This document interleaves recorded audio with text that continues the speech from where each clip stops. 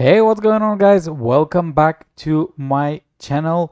Today we are going to be doing the weekly news, basically talking about those new weekly events, what has happened on the patch notes, and of course Frigga received her incarnation level. So we are going to take a look how strong she is and how well she performs.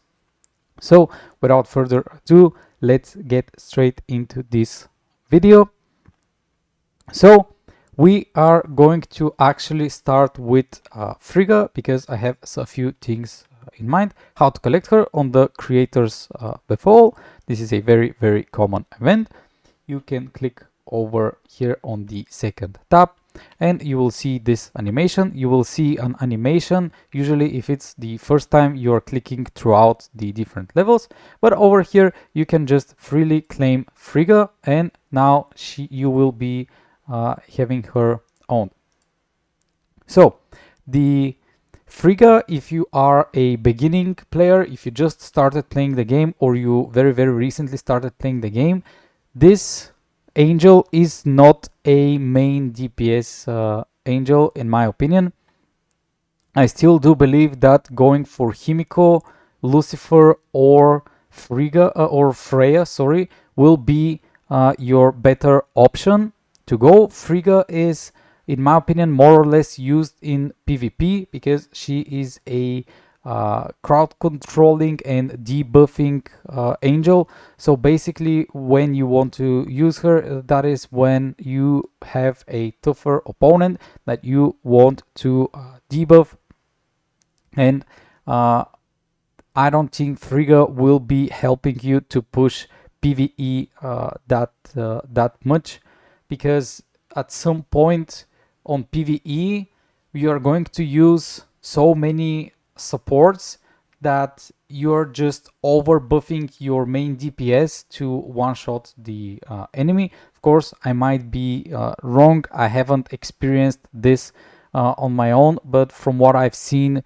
from the videos that people have shared on the Discord, it's just a couple 6, 7, 8 different supports that over buff the DPS angel, and that DPS manages to one shot on PvE. So currently this is what I've learned and saw about Frigga. Of course, the more I learn, the better, and once I gather enough information, I will do a video that is named how to build Frigga, like the one I did for Himiko. So maybe it will be for the better to wait out for this one video to pop out, so you can decide how to build Frigga. Of course, you can always ask on the Discord. People are very helpful over there, so I'm sure they will share what they have found about this incarnation level so far. But in my opinion, it is mainly for PvP, like a PvP angel that just debuffs the enemies, and you will still be better off building either Himiko, Freya or Lucifer as a new player. So while we are still on this tab, we can go and look at the Creator Sanctum. Keep in mind there is a Creator Sanctum for Frigga. There is also a Creator Sanctum in Incarnation Reborn event for Hera. So make sure to complete both of those together, and of course to use all your stamina to get the rewards. On the Creators Befall, of course, you will be able to summon Frigga for her different stages and levels. I'm sorry that I don't have the information which should you build first, the MR stages or the Incarnation level, but from what I've seen so far, the Incarnation levels are things that activate pre-fights. So in the beginning of the battles, and for PvP, having the Incarnation levels helps a lot compared to the MR levels. But I will confirm this once I make the video that will be named how to build Frigga. Everything else it's pretty much a standard over here. You can use your lineup to challenge for some nice rewards. So this is the ranking rewards, and here on the stage rewards you can get a few red scrolls and a few blue scrolls with a limited relic treasure. This is of course if you beat the stage 4 as well. And then we have the rewards for leveling up the incarnation level of Frigga. And over here you can use and link your strongest angel with Frigga in order to do some friend battles and see if she is actually helping or not. Or even if you don't want to do it with the stronger angel, you can choose a few weaker ones just to see how she performs throughout the levels if you have the different options. But sadly I do not, and I still cannot test it during friend battles in order to see, but hopefully in the future I will have a few different stages of angels so I can test it on my own and have a better overview of the angel. Then we are going to go to the wish pool event. This week on the wish pool we have Chaos, we have Enmu, we have Zeus, and we have Pisces. I must say that Chaos is not the DPS angel that you would like. She's more on the tanky side and she's a control angel. And if you are looking to have Chaos on your lineup, she's mostly used again for PvP, and you would want an incarnation level 2 stars in order to have the Chaos at the, let's say, beginning of being useful for PvP. Enmu, great support. We talked about this support on the how to build Himiko, but once again the incarnation level of this support will make incarnation level 4, which means 4 stars, will make your DPS angel to spread the damage even further to different enemies. So practically you will be dealing more and more damage to all enemies, which is useful for PvP and for Havoc as well. Zeus I haven't looked at Zeus, but I know that Zeus doesn't have incarnation level, and for me all the angels that don't have incarnation levels are a bit behind compared to those that do have it. So I cannot say much about Zeus yet. And Pisces is another control unit that provides nice amount of CC and makes enemy angels to be banished, quote unquote, for a certain amount of turns. So if you're looking to be stronger at PvP, maybe building a bit of Pisces and of Chaos will help you out in PvP. Then you have the standard Creator's Call, which should be the incarnation levels to summon for them, so that you have to watch those credits as well. But yes, over here you can choose the incarnation level for either Chaos or Enmu, so the decision is on you. But keep in mind, anniversary event is coming up very soon, probably in 14 or 20 days, so you might need a lot of the blue scrolls. Then over here we're going to have the Incarnation Reborn Hera. So practically we are receiving Hera for free, but if you are having Hera already on the red stars maxed out like I do, you will receive 10 shards on the Incarnation level, which in my opinion that is great, because once you collect the 30 summon scrolls, you will receive 7 more scrolls to the Incarnation level. And of course here on the Sanctum, make sure to go and collect and use all of your stamina. You have enough time to complete both of the Creator Sanctums for Frigga and for Hera, and the other ones are pretty much a standard where you can summon for the UR plus MR stages over here, and the more you summon, the better the rewards you receive. Once again, try, if you're summoning, try to keep it to 600 scrolls being used, because after 600 scrolls you're in a way wasting your scrolls, because you receive the best rewards up to the 600 summoned marks. And over here, the more you summon, the more rewards you can collect. And again, for each of the levels of Hera and the stars that you receive, you can claim some nice rewards. And those quick combat scrolls could help you out in certain events, so you can get more and more rewards. Now going to the Divine Chest. Basically how Divine Chest works is you have a certain amount of a percentage to go to the next stage. So basically I have 10% chance to gain this reward, and if I get lucky and receive the 10% chance below pulling 10 times, I will just go straight up to the next level of rewards. And over here on the bottom will be a big plus sign where you can choose your reward. My suggestion is to go for the MR box, UR plus box, or the UR box.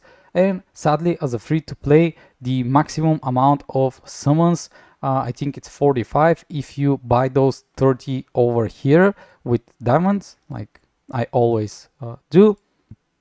And then over here for logging 7 days, you will receive 21 of those coins. So in total, you will be having 51 coins, and you will, if you're unlucky, you will use 40 in order to climb over here, and that will leave you with 11 chances to go for the box. MR box is in my opinion the best, because it will give you the most shards and the better rewards. I don't know if it is actually possible to collect and be on top of the rewards and get the MR, but it should be possible. It says 1% chance on the third stage to receive that box. And as you can see, you will be needing at least 120 of those draws to get the UR box. So it's very luck based event if you are free to play. I didn't get lucky on the 3% chance for this one, but we don't really care if we get lucky here. We want to get lucky on the last level.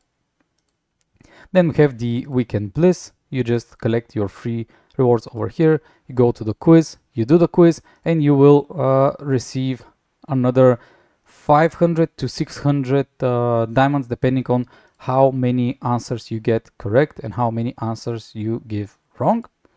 Conqueror of Legends is almost over. I actually think it is. Yes, it is over. So the rank that you have achieved over here, you can see on the rewards, and you will receive those eternal cores with those challenge coins. Those challenge coins you can spend over here. My suggestion is to go for the tier 3 magic stones, or the tier 4 if you have enough.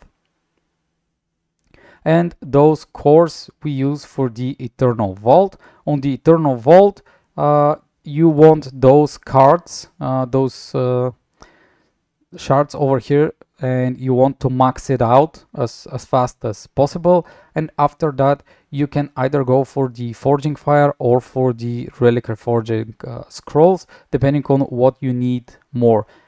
Forging Fire is used to collect more, actually not to collect, sorry, but over here on Illusion Corridor on Forge with 300 you can choose practically your, let's say you want the magic damage reduction, so you will be able to choose 4 of the options. Then you will receive 2 additional red buffs at random and 2 yellow ones at random. So in a way, if you get lucky, you can have a godly tier nice gem. So it is a high possibility that you receive some nice rewards. Then after that, we are going to jump into the wedding ceremony. In my opinion, this is a new event. I haven't seen it named like that, but this is usually like the ocean event and like the egg hunt event that we got. So over here, if you like those wedding ceremony avatar and limited chat box, you can buy it.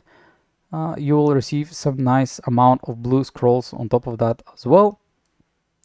Here on the packages, as usual, we remove all the options and we care only about the blue scrolls that we can get.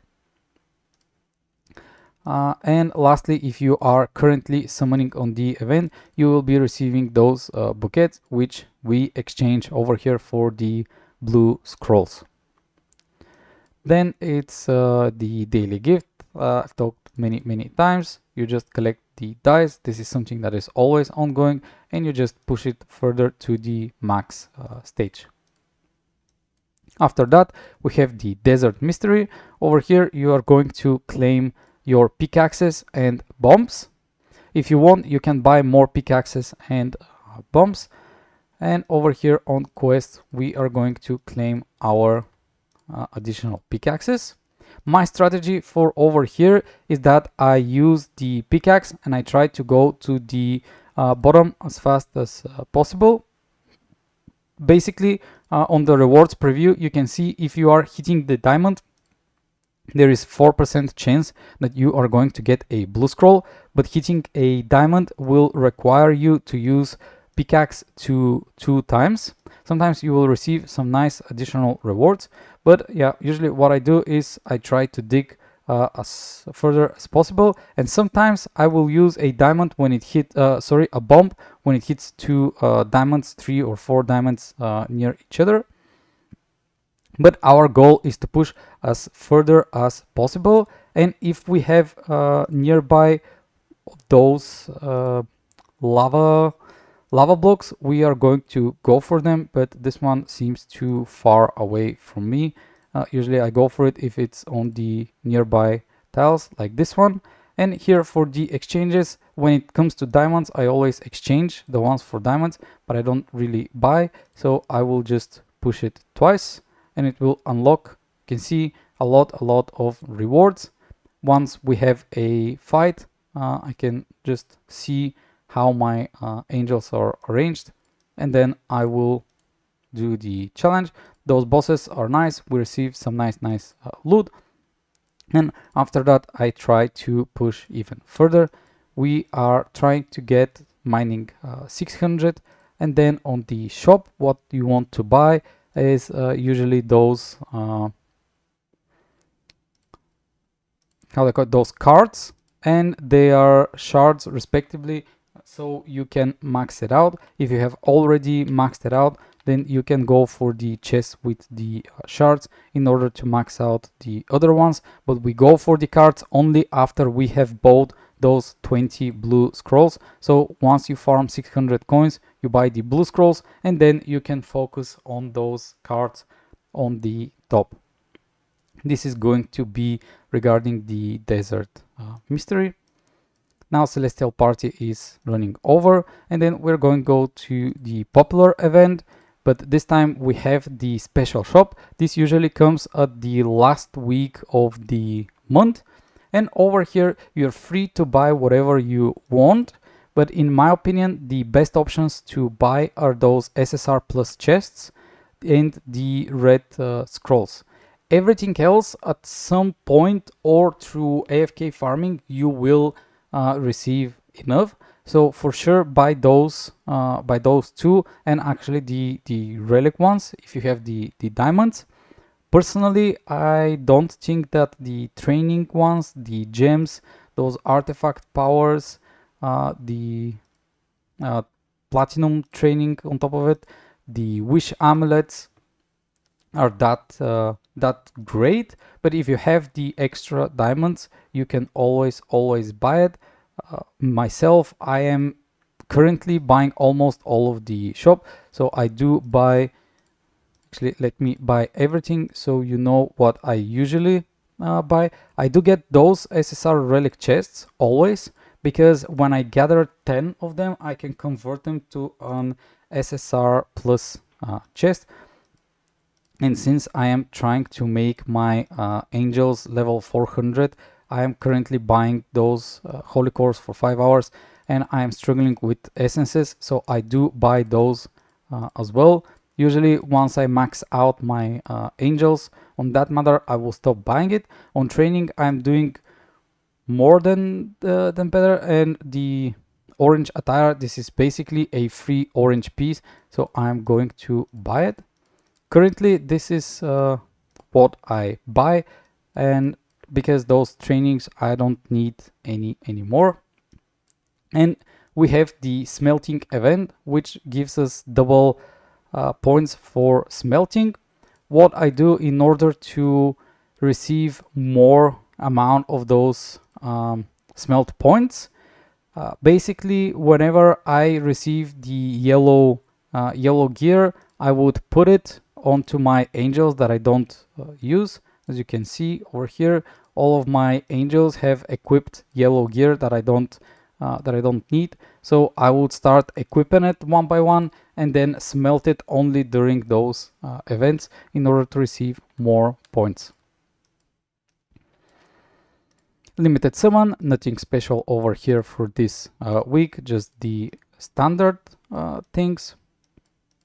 Lost Sanctuary as well, nothing special, it is just the standard week, so feel free to buy out whatever you need from this shop and then use your keys to get the reward. Over here, your goal is to be on a level with blue scrolls. As long as you do that, you are okay and you're good to go. I think around 600 keys is what you need for the level 25, if I'm not mistaken. So around 550 to 600 keys, you can start spending your keys. And then lastly, the Stellar Quest event is finishing. Managed to do it on layer 31. And this is the rewards that I got. Only 3 blue scrolls over here and 10 blue scrolls from reaching stage 30. But I did buy the 10 extra ones from the shop. And sadly, I didn't have more points to buy the SSR Plus. And considering that the anniversary event is coming, I did buy the red scrolls as well. So I think we managed to cover up all of the events for this week. Thank you all for watching, and be sure to look out for the Frigga video very soon, so you can decide if you want to build her up or skip her. Thank you. Bye.